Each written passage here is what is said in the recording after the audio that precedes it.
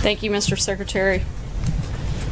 At the top of yesterday's briefing, you heard from Tom Homan and John Huber about how important the two immigration bills the House will be voting on today are in our efforts to secure the border and protect our communities. This morning, Secretary Kelly spoke about Kate's Law and the No Sanctuary for Criminals Act on the Hill, important legislation that is supported by 80% of Americans. Yesterday, the President heard the tragic stories of the innocent American lives that were ended by a violent individual who should never have been allowed into our country or our communities. A star high school athlete from Los Angeles who was killed by a member of the 18th Street Gang while his mother was serving her second tour of duty in Iraq, and Joshua Wilkerson, who was brutally beaten and tortured to death by his classmate in Texas, who then set his body on fire. Christy Pena, a 14-year-old girl who was raped and murdered by a man who had multiple warrants out for other crimes involving kidnapping and rape. 25 years later, he was finally located in his native Mexico, where he fled after murdering Christy in 1990. The President also heard from federal immigration officials and local sheriffs who are on the front lines of this fight to protect innocent American lives. These laws will help to empower the federal government in partnership with local authorities to more easily locate and remove these violent individuals and prevent so-called sanctuary cities from receiving benefits from the very agency whose rules they are refusing to enforce. The President looks forward to seeing these common sense proposals pass the House today so we can be one step closer to helping fulfill his campaign promise to help stop these horrific crimes. Yesterday, we were disappointed to see that people living in 14 out of Nevada's 18 counties will be left without a single choice on the state's Obamacare exchanges, specifically citing difficulties due to a shrinking and deteriorating market. And to add insult to injury, the thousands of people living in Nevada without access to health insurance on the Obamacare exchanges will then be taxed for not having insurance that isn't even available to them. This is yet another reminder that Obamacare is continuing to collapse, leaving millions of people around the country suffering and the consequences of this failed law. The Vice President is back on the Hill this afternoon for one-on-one meetings on health care as work continues this week towards repealing and replacing Obamacare. We are keeping these American families, business owners, and individuals at the front of our minds. They've been paying ever-increasing premiums and still losing their plans and their doctors. And it's time for Republicans in the Senate to fulfill their promise to the American people and come together around a consensus plan to fix this broken system. In terms of the schedule for today, this afternoon, the President will make a big speech on the importance of American energy dominance at the Department of Energy. The United States has been reliant on other countries for our energy for decades, but with new innovations and advances, particularly in liquid natural gas, we have had the opportunity to not only become energy independent, but to use our abundant resources as an important tool in advancing our global interests. I'm going to let the President get into more details on how we're going to do that later this afternoon. Hopefully you'll all tune in. There have been a few questions asked this week that and Sean and I both said that we would get back to you on. I want to address a couple of those now. On Monday, Sean was asked how we knew that the Supreme Court's ruling on the President's travel executive order was 9-0 when the case when the decision was announced. In fact, the decision, which stayed the lower court's injunction on the President's executive order for all affected individuals without a bona fide connection to a person or entity in the United States, was unanimous on the point that the stay should be granted at least to that extent. 3 justices would have gone further and stayed the injunctions in full. No justice dissented on the point that the stay should be granted in part, and no justice indicated that he or she did not participate in the decision. Jennifer Jacobs from Bloomberg also asked about the IMF's projection about U.S. growth. This morning, the Commerce Department revised first quarter GDP upward, but both the IMF and the Commerce Department's figures show we still have much more work to do. The President has spoken out clearly about the need for faster and more sustainable economic growth that will create jobs and raise incomes for Americans. The IMF has expressed support for a lot of the President's policies, including more infrastructure spending, reforming our tax code, boosting educational outcomes, and adopting family-friendly policies. The President is also working to end job-killing government regulations and negotiate good trade policies that help workers. Lastly, Jordan Fabian from the Hill asked what deal breakers exist in Senate negotiations on the health care bill. The president isn't going to negotiate in public, but he has laid out his priorities to repeal and replace Obamacare with a system that provides greater choices and better coverage at lower cost. I can tell you that Obamacare is failing and new policy is around the corner. From our ongoing negotiations, we're confident that any amendments the Senate agrees to will make the bill stronger. The other bill out there that's gained the support of a majority of House Democrats is the Bernie Sanders single-payer plan that would cost the government $32 trillion over the next decades. 113 House Democrats, including the DNC vice chair, have signed on to this approach. The president believes that it's completely unaffordable and creates a one-size-fits-all government approach to health care. That bill and others like it on the other side that have been proposed are clearly deal breakers. Now that I've answered a couple of the questions from earlier this week, be happy to take a few now. John Roberts. Sarah, in reference to the president's tweets this morning that have been a matter of some discussion today, you said earlier on Fox News that the president has a right to defend himself when he is attacked, and it's no secret that this particular program has been very critical of him. However, the nature of the tweets this morning has drawn condemnation from people on Capitol Hill, including the Speaker of the House, Senator Graham, Senator Susan Collins, all of whom are allies of the president. Did the president go too far with this tweet in its deeply personal nature? I don't think so. I mean, I think that the president has been attacked mercilessly on personal accounts by members on that program. And I think he's been very clear that when he gets attacked, he's going to hit back. I think the American people elected somebody who's tough, who's smart, and who's a fighter. And that's Donald Trump. And I don't think that it's a surprise to anybody that he fights fire with fire. The things that this show has called him, and not just him, but numerous members of his staff, including myself and many others, are very deeply personal. So to then turn and pretend like, this approach is, I guess it's kind of like we're living in the twilight zone. They do this day after day after day, and then the president responds and defends himself, and everybody is appalled and blown away. Frankly, if this had happened in the previous administration, the type of attacks launched on this program, the things they say, utterly stupid, personality disorder, mentally ill, constant personal attacks, calling multiple members liars to their faces while they're sitting on their programs, the rest of the media would have said, guys, no way, hold on.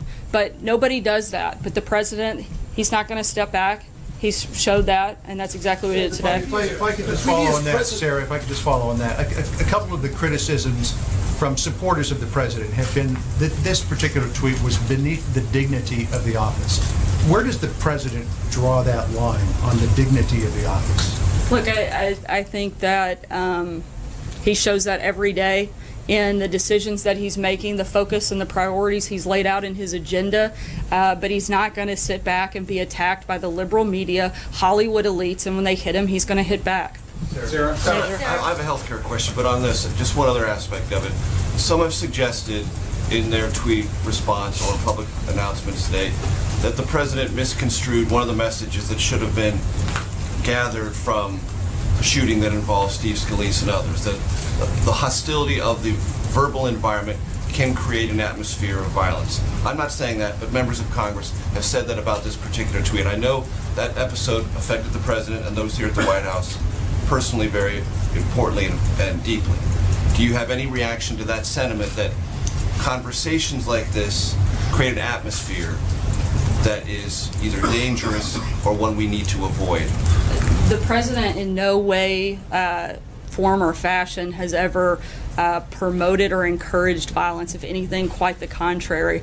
And he was simply pushing back and defending himself. So Sarah, I do have a healthcare question. Healthcare question. So you talked about the president's overall priorities. Late last night, as part of the amendment and evolution of the Senate draft, $45 billion was put on the table for opioid treatment, and health savings accounts can be used, according to this new draft, to pay premiums in the future. Does the president support those two initiatives? And why does he believe they make the bill better? Specifically, does he believe that opioid allocation will be sufficient, as many people do not, to address that problem? I'm not going to negotiate the details, the back and forth in public, but I can tell you the president has obviously made fighting the opioid crisis a priority for him, and I would imagine he would be supportive of pushing resources towards that. How about health savings accounts? Does he have I any think we're always particular looking approach? for ways to add additional flexibilities and something certainly to be considered. Sarah, what about the Republicans who are criticizing the president? I want to go back to the shooting and remember what President Trump said then. He said, our country will perhaps become closer, more unified, so important. Does his tweet this morning, his series of tweets, help to unify the country?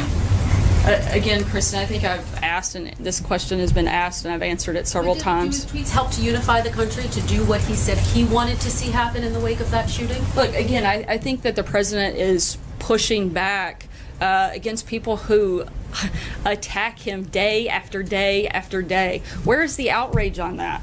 You guys are constantly coming and asking, like, is this okay? He does it one time. This is day after day after day. And it's not just the president. The only person that I see a war on is this president and everybody that works for There are him. two questions to follow up on that. One is that I understand your point, but he is the president of the United States. They are cable news anchors, so he has to stand to a higher standard.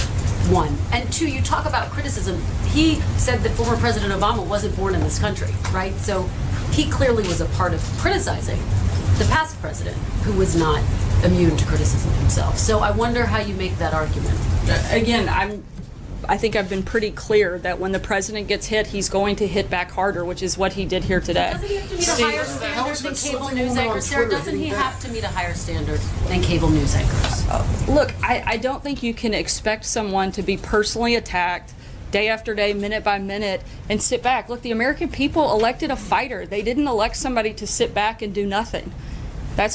They knew what they were getting when they voted for Donald Trump, and he won overwhelmingly. Sarah, how is insulting a woman on Twitter being a fighter? What about the impact of statements like this on his effectiveness? There was a Marist poll this week that said 68% of registered voters said the president's tweets are reckless and distracting.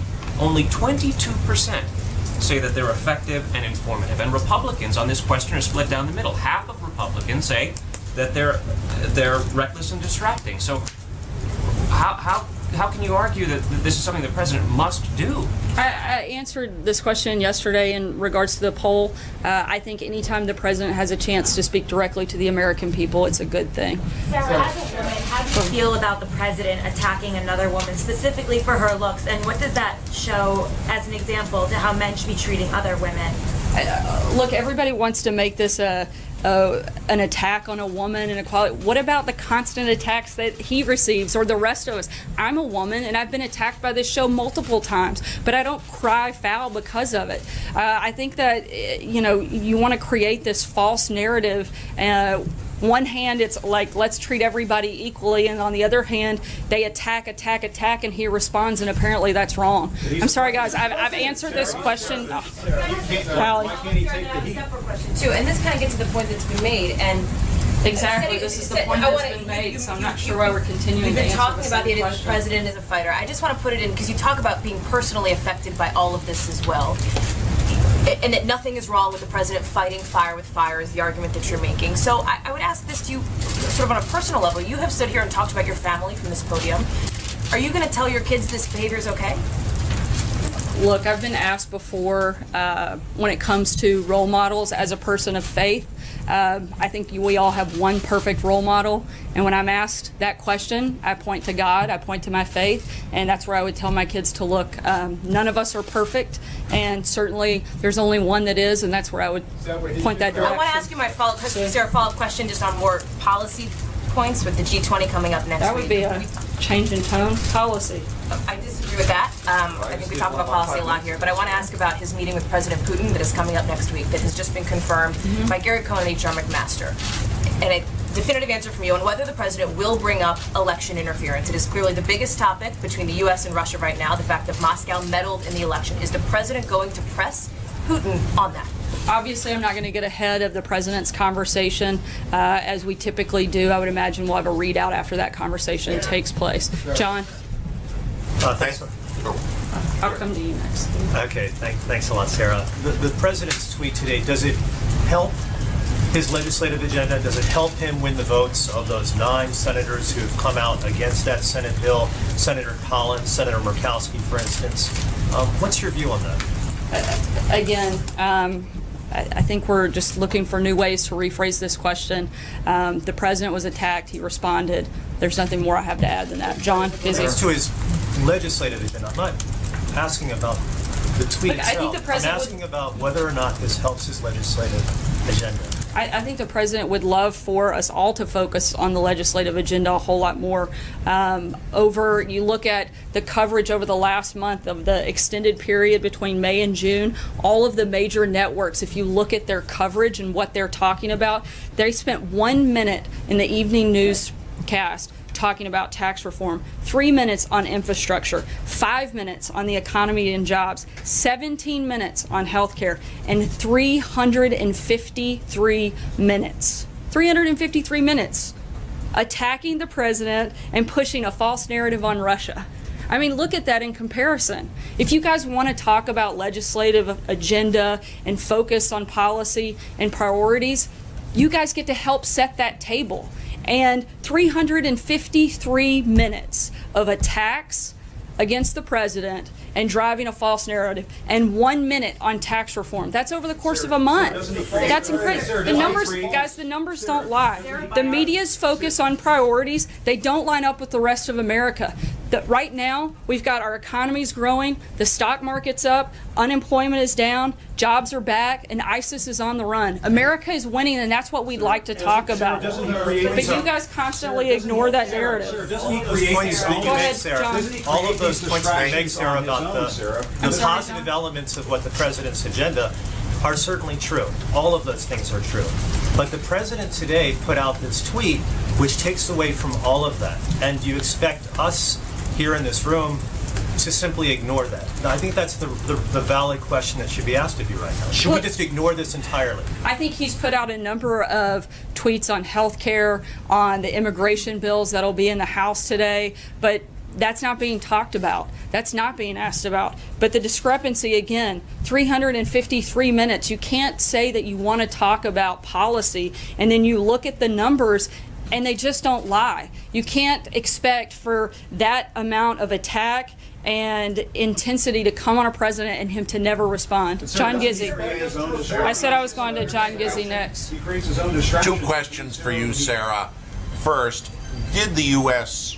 administration send a representative to the funeral mass for Chancellor Kohl, or will they send anyone to the official funeral service July 1st? I do believe that there is an official delegation. I'll have to get details back to you on that.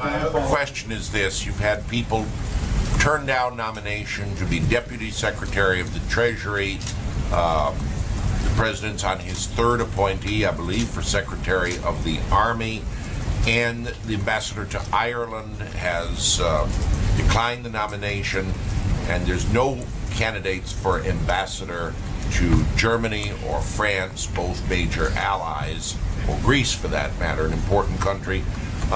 Is the president having trouble recruiting people to fill some of the key slots that remain unfilled after 6 months? No, John, actually the trouble isn't in the recruitment, it's in the vetting and getting them through the process. Like I mentioned yesterday, there are over, I believe, 100 candidates in the queue waiting to be pushed through, but due to the historic obstruction, it's taking much longer than normal to get a lot of those nominees through. And frankly, a lot of the people that are part of that process, one of the number one reasons we've had people take a step back is because that process is so lengthy.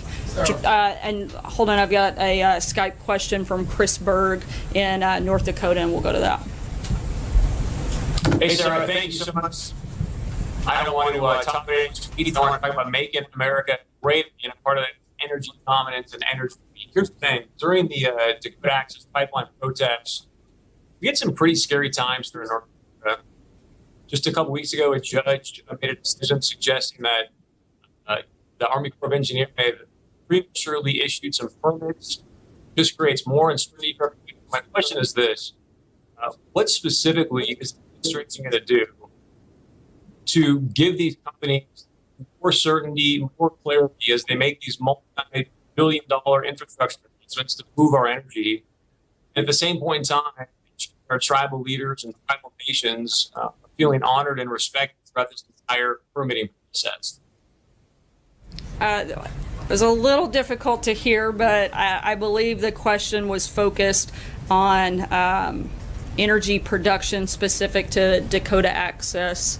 And I think we've been talking consistently about this. The president is dedicated to increasing energy production in the United States, and we're doing a part of the review of the Dakota Access Pipeline. It's the administration working with those tribal leaders and stakeholders throughout that process to make it as successful as possible. A lot of the tribal leaders also want to expand energy production and development in their area, and we're going to work continuously with them to try to make that as successful as possible. Jordan? Thank you, Sarah. I want to ask you again about this Russia sanctions legislation in Congress. If, as Treasury Secretary Mnuchin said, the administration wants to go to the upper limits of the law in keeping those sanctions on Russia, then why not support this legislation that basically keeps what has been slapped down in place? Yeah, again, we're continuing to review that process until there's final legislation there. I've got another Skype question from Greg Merriweather in Louisiana. Hopefully we'll be able to hear him. Our question is on health care. Specifically, our governor put out a number that perhaps hundreds of thousands of people in Louisiana will lose their health care if this bill goes through. If you add the other states, that kind of puts it into the billion. Is there an acceptable number you'll talk to behind the scenes of people losing coverage to get the greater bill through? Again, I'm having a little difficulty hearing, but as best I could understand, you're looking at how Obamacare repeal and replace would affect the state of Louisiana. And I mean, frankly, Louisiana has been one of the hardest hit states in the country by Obamacare. Their insurance premiums have gone up over 125%. The goal here is to give people in the country choices. No one who currently has Medicaid will have their benefits cut. We're looking across the board, the healthcare plans that will lower taxes, reduce premiums, and offer more choices for people in Louisiana and across the country. And hopefully that somewhat addressed your question as best I could. Margaret? Sarah, I had a two-parter. The president had let us know that he had planned on having an ISIS news conference to update people on the situation within the next couple weeks, which is nowish, but we're coming up on departure. It's nowish an official word. It's nowish. I'm wondering, do you expect that we would get that update, whether it's a news conference or just kind of remarks, before the upcoming foreign trip, or whether we need to wait? And I also wanted to ask you, it looked like there might be some coverage of remarks at the fundraiser yesterday. It didn't work out. But beyond yesterday, are you guys looking at beginning to do that now for fundraisers of a certain size, to have some transparency or the ability to hear what he's telling donors? Yeah, yesterday it was a logistical issue. Trying to make that and accommodate at the last minute was going to be a little bit complicated, certainly on the table for future events. As for the first question, we'll keep you posted when we have an announcement on that. As you guys know, the president is getting ready to depart for the Department of Energy, and we'll be speaking on that soon. Thanks so much. So no apology from the president, sir?